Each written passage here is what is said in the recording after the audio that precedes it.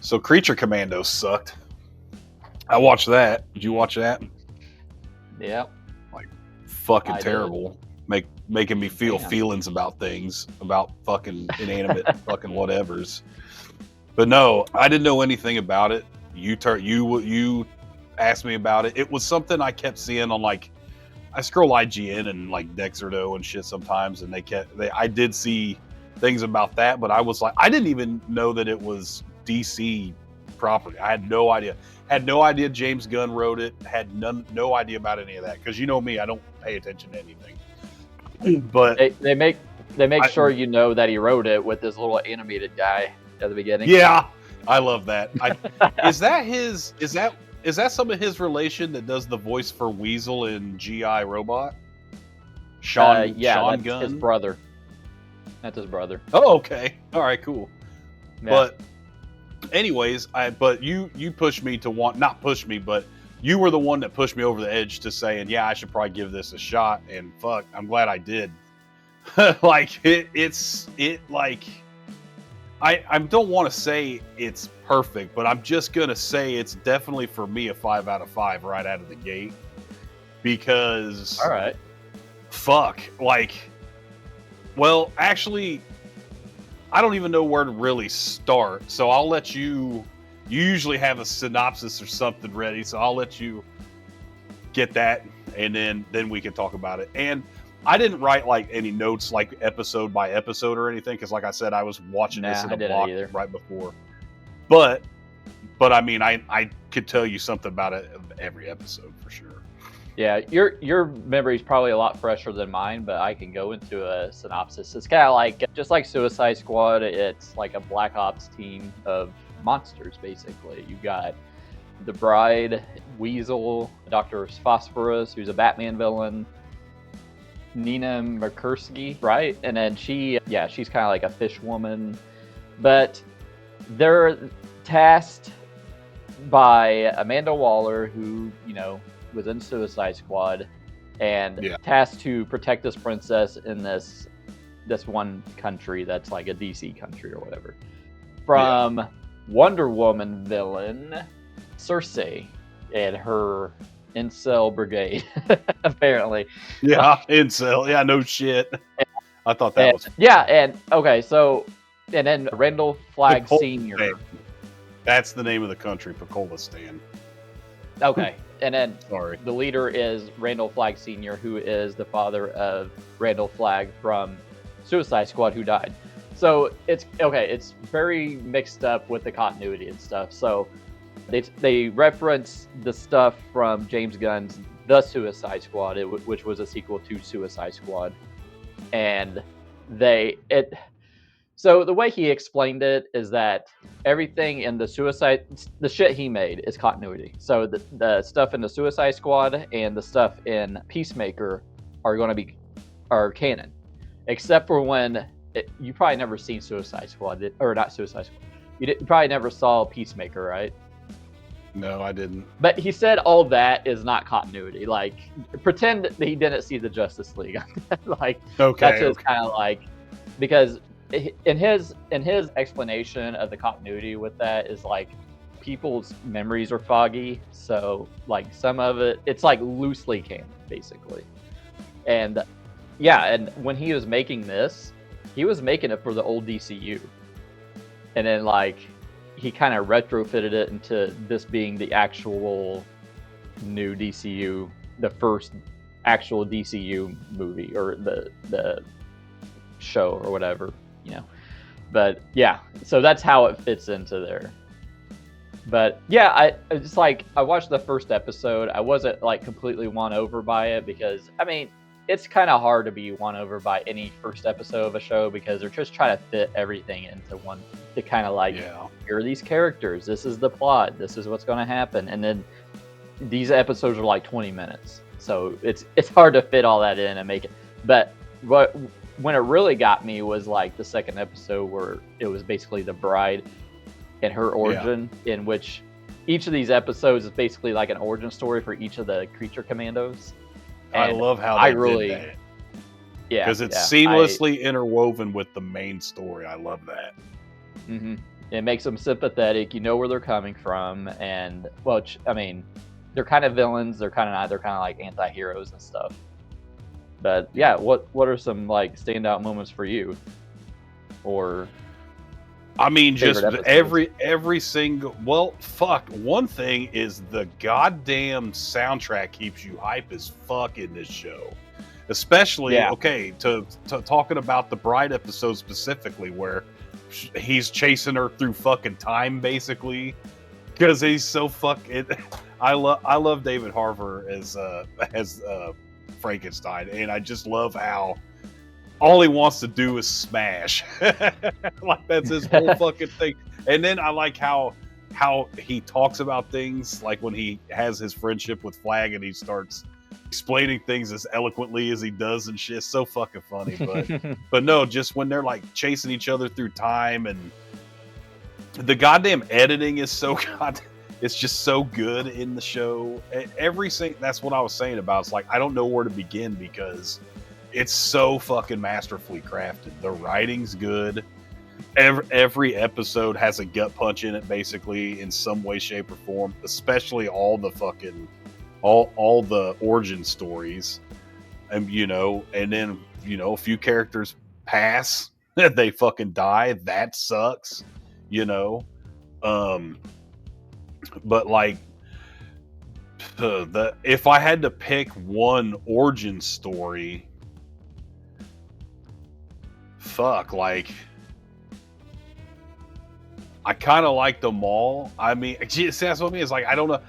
I like them all for different reasons. If I have to pick one, gun to my head, my favorite one was probably GI Robots, just because I was a GI, and just when he asked, "What do you want?" I want to hang out with my company again. Like I kind of understand that aspect of it, but because he has like a little bit of sentience to him, and then the whole fucking like. Bride, I don't want to be raped. You know what I mean? Is pretty much as bluntly as that. It's like, Jesus Christ, leave me alone. And yeah, she probably killed a few innocent people along the way. They all basically did. But well, actually, I wouldn't. GI, yeah, I guess he did. I guess those fucking Nazis, as much as we hate them, they were fucking Nazis. They had the swastika above their heads as his vision, I guess so. But then, identifying with Nina's story, her getting fucking bullied for being different shit. I didn't get bullied for being different. We all got bullied for different reasons, but it wasn't like that. I mean, just everybody at some point or another has dealt with bullying and just that shit, seeing that. And then how her mom not wanting to be a part of her life, and just like you hear about that shit in real life. Like I have no relation with this kid because you know what I mean. And then just that, knowing how much some of these other people, and we've known people in our lives that had members of their family that they had to be cared for their whole fucking lives. It's like, then you have to admire those people that their sacrifices. So you're just thinking of like these episodes, especially these origin stories, are really pulling at you, and they're making sure they get you with experiences basically that everybody has felt. So it's got really great personal fucking connections, I feel, for most people, And then, who am I forgetting? Oh, goddamn Weasel, dude. That shit fucking, oh man. Like this, that poor fuck.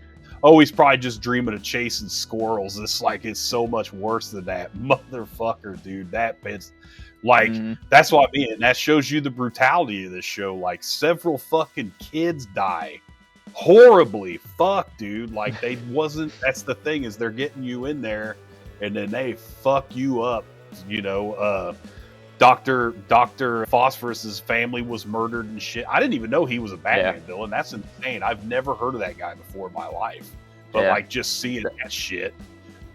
But then he murders, what's his name, Winston Wolfe. What the fuck was this? Not Winston Wolfe. What was his name?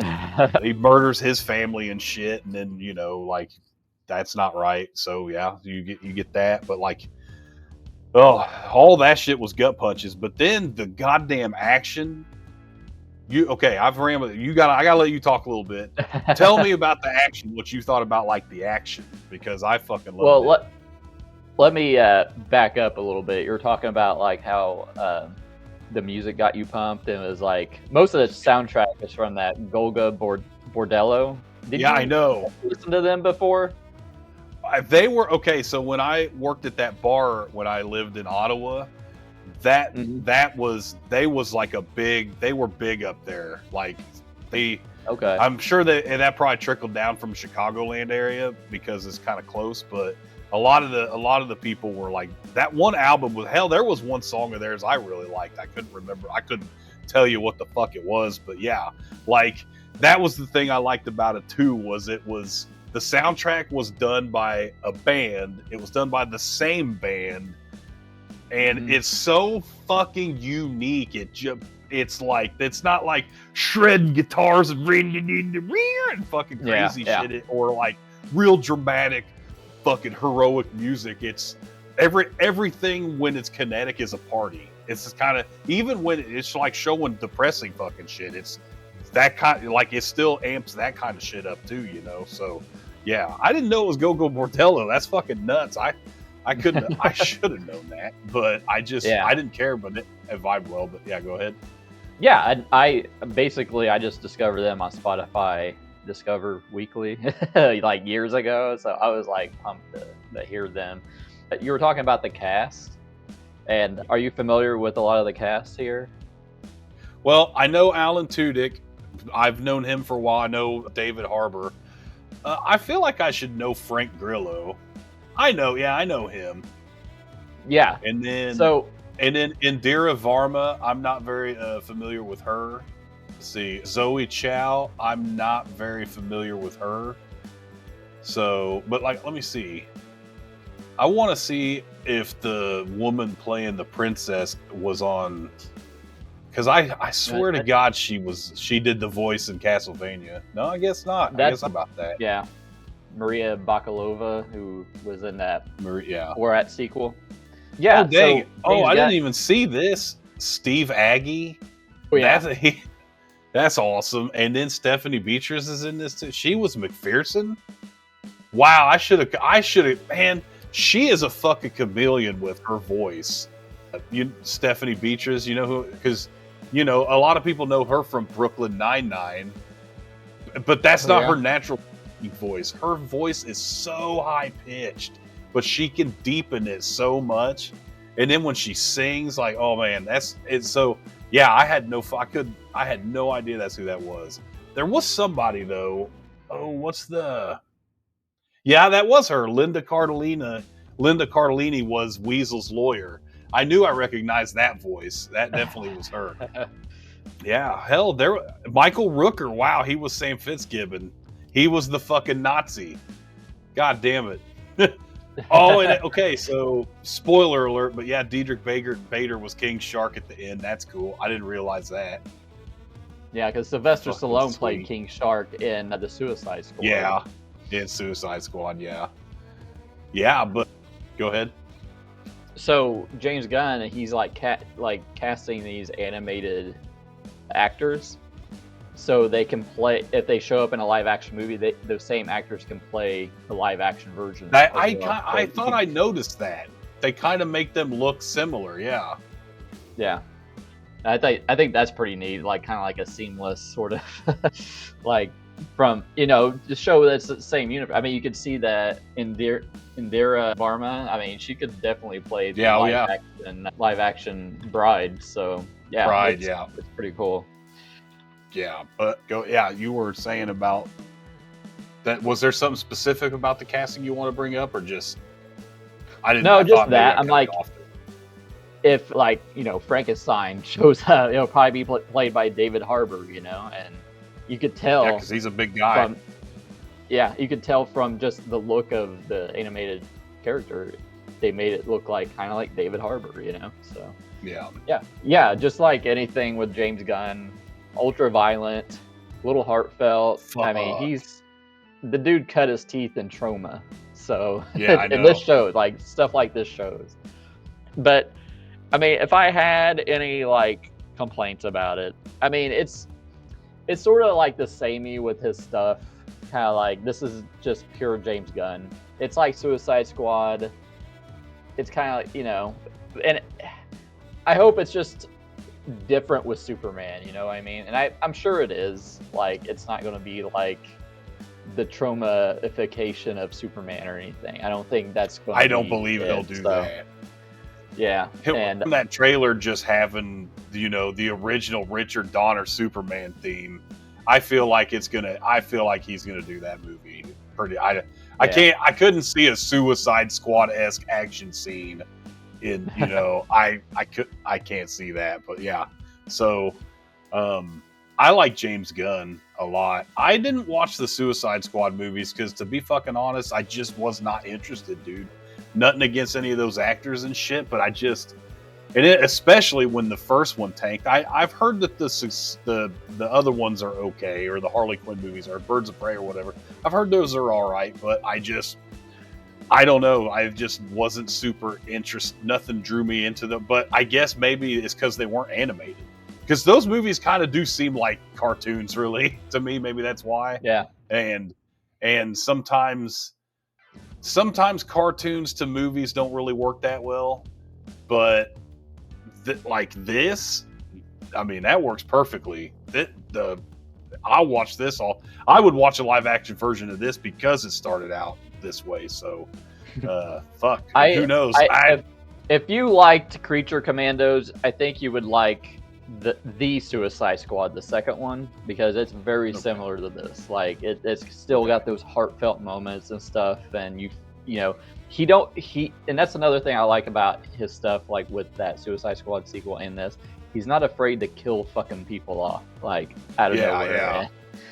And it's like unexpected. And one thing I kind of liked about it was just the plot. Like, I was kind of worried, like, oh, they're going to protect this princess or whatever. But they get to the point where it's like, oh, the princess is wanting to kill everybody and take over the world, but then they don't know who to believe. Like, there's like twists and turns. There's Clayface pretending to be this professor. Yeah. And then he dies. Yeah, he gets fucking killed. Like, how do you kill Clay? Holy shit, that was insane. I don't know if he's dead because Clayface is getting a movie, so we'll see. Yeah, he's probably. But like I said, it's all mucked up with this being originally a DCEU thing and then turning into a DCU thing. But yeah, and I, like you said, great character development. And one of the things is like, okay, so they're originally sent there to protect the princess, right? And then they go through all this trouble to kill the princess after fighting Cersei's thing or whatever, her premonition. And then, well, fuck, it's spoilers. They kill the princess. They just kill the princess. And it's like, I don't know. It just seemed like all that trouble just to get to that point. Like, oh, you killed the princess anyway. So, I also, I agree with you, but they would have never been able to weave all that character development in. That's why they had to pass. And that's where because that's the crux of the biscuit right there, is everyone wants, because those were my favorite moments in the entire show, was that a lot of that backstory and shit for real. So I think that's why they kind of had to do it that way. I wish maybe they could have done something different, because it was kind of, it's kind of like, and this is me just coming fresh off of it, but thinking about that when you say it that way, I kind of agree with you. Because it was like, well, fuck, man, well, you just did it and that, and then just to shoot the bitch right in the fucking head anyway, like. But I like that though. I love how she gives that. Here's what happened. I love that it was the bride that did it, because she's kind of the most hard ass one out of all of them, really, if you think about it. Running from rapists for fucking time, Yeah. But so, and that's just me thinking of like, what can I think of negative of this? I really, really like this show. And, what they say is not about, the end. It's about the journey, right? So I enjoyed the journey to that point. And then just having the balls just like kill off like some of the most sympathetic characters in the show. And I know it's already got greenlit for a season 2. So they're introducing a bunch of like C-list villains at the end of it. I thought that was pretty funny. But yeah, yeah, I'm kind of wondering where this is gonna go, and then yeah, I like the animation style. It's kind of like oh, dude, it's almost especially like on the like action scenes. Well, here's what I like about it. When it's like a scene where, and even with some where there is motion, but not like not necessarily in the action scenes, but like when they do close-ups on like faces and stuff, I love how it's different thickness of like the outlines of everything. Like if you know, it's like it's almost like they're using a fucking stenography pencil or something to get the sharpest edge they can. Or like, I don't know. There's a couple, I wish I had the time to even think about this, but there was like one close up of that princess's face that was like, that was the best example I could give of like a still of just how great I guess, well, that's not really animation. That's just the art direction or the art, the style, the whatever, graphics, whatever. But it just blows me away. And then when the action's happening, it still maintains that to a pretty decent degree. Fuck. I could always tell what was going on. And plus, they made sure to slow down so you could see dude's eyeball came down here and then rolled to here, and then he inhaled it through this nostril and it came out this way, and then he chewed on like that was. Speaking of the graphic nature, holy fucking shit! Not that I'm grossed out by it, but it's like, imagine being that guy. You got to animate that. Okay, here's how I want this guy's head to just fall apart. Okay, so the bullet's coming from this way, so maintain. There's going to be and then so the eyeball's the first thing to go, and make sure the eyeball hemorrhages. You got to get the 8-ball hemorrhage of the eyeball. Like it's like that. I'm memeing, but that's the degree they had to go to. They had to have a 5-minute conversation of how one random mook's head's going to fucking explode, and that is what I'm talking about. Like, yeah, fucking burnt to a crisp or bloody as hell. I'll take them both because. It was fucking awesome to see. So I like when it's like in that last episode, he grabs that guard from behind to muffle his scream, and he just keeps pushing back, and he just melts the rest of his fucking head. God, like Jesus Christ, it's fucking brutal, dude. It's so fucking that's why fun. Dr. Phosphorus is like my favorite character. He is just fucking insanely overpowered, and he's kind of funny. Like, you don't give a fuck. Like, he just lost his mind. He doesn't give a shit. So, well, can he die? Shit, I assume he could. Hell, I don't know. He fucking melted right through a tank. So, that's what I'm saying. Like, if he fell in water, he wouldn't die because phosphorus doesn't. We used to fuck with white phosphorus when I was in the military. It's some heavy shit. That's all I could say. Damn. It does basically that. I don't know if I don't know that you would look like that, but he's not really made of phosphorus though. He's made of radiation, right? And maybe, I don't know. He's always smiling though. Yeah, what do you think? Okay, and that's another thing too. Sorry, there's detail. Oh, it's fine. I actually did write a couple notes about that. Like, so when Flag and Doc Phosphorus are fighting. It's like the first episode. Like, pay attention. Okay, so Flag punches him. He's like, "Ow!" The rest of that scene, his hand is burnt, and then when he grabs his wrist or whatever, that fucking burn is still there for the rest of the like. All the battle damage is literally like there. It's not just, I don't know, the super attention to detail, and then also that like the skull is not animated. So everybody makes sure they know that. It's like, hey, I'm flat. She's like, what are you looking at right now? Better not be at me. You know what I mean? Like, I love that they, they actually, instead of it just, he has eyeballs so we as the viewers know what he, no, they cut all that. No, a skull doesn't have all that. So yeah, I like that. That was another little bit I liked about that. Attention to detail. Almost a little bit like Scareglow. Yeah.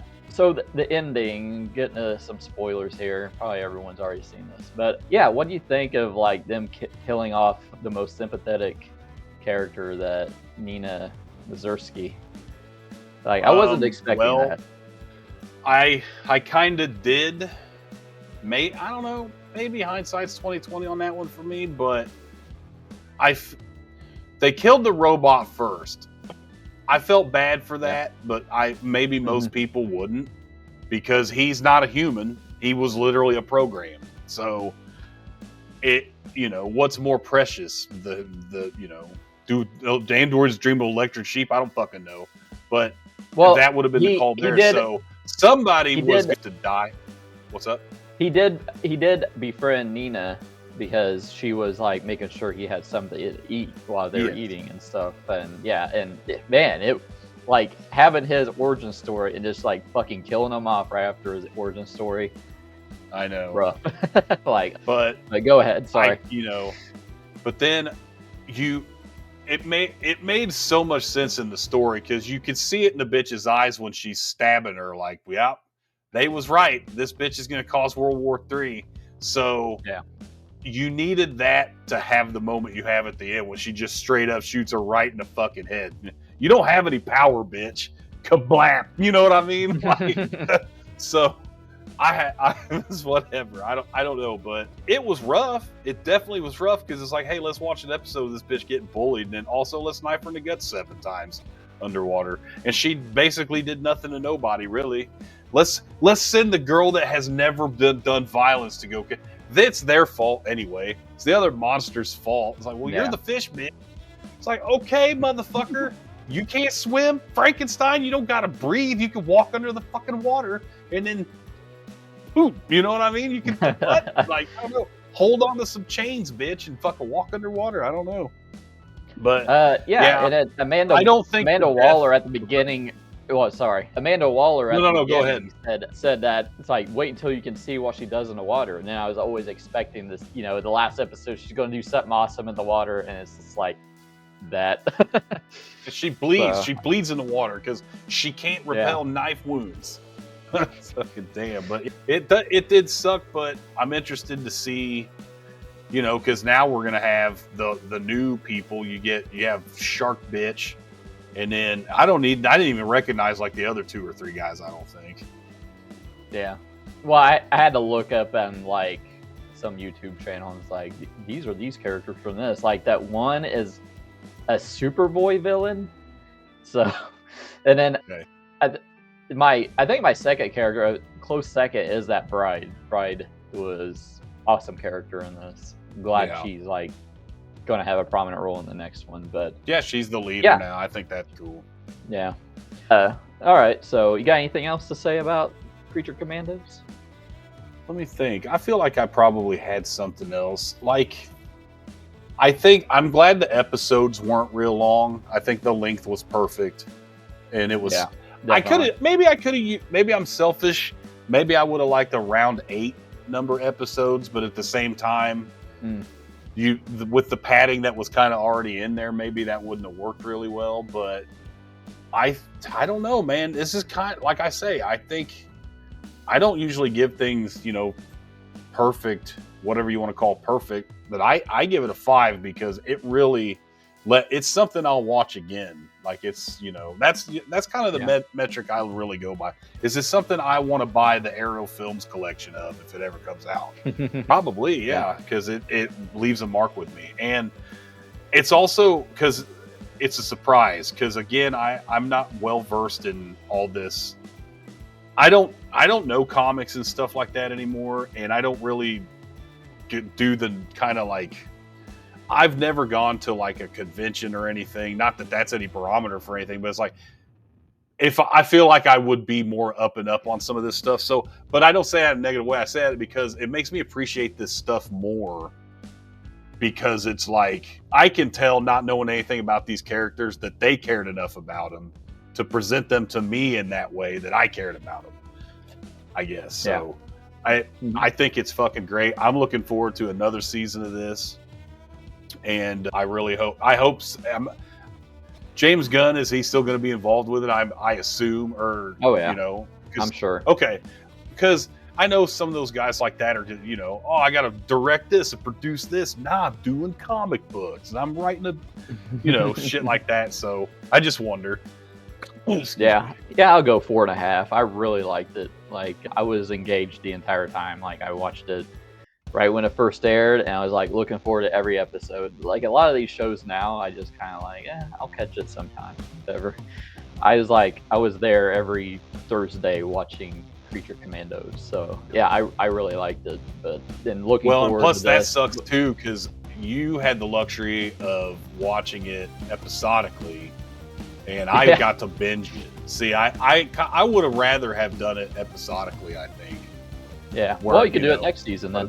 I definitely think that'd be a good idea. Yeah, we both really liked it. Thanks for watching. If you enjoyed the video, give it a thumbs up, leave a comment, and subscribe. Don't forget to hit the bell so you never miss an update. If you want to support the channel and get exclusive content, check out our Patreon in the link below.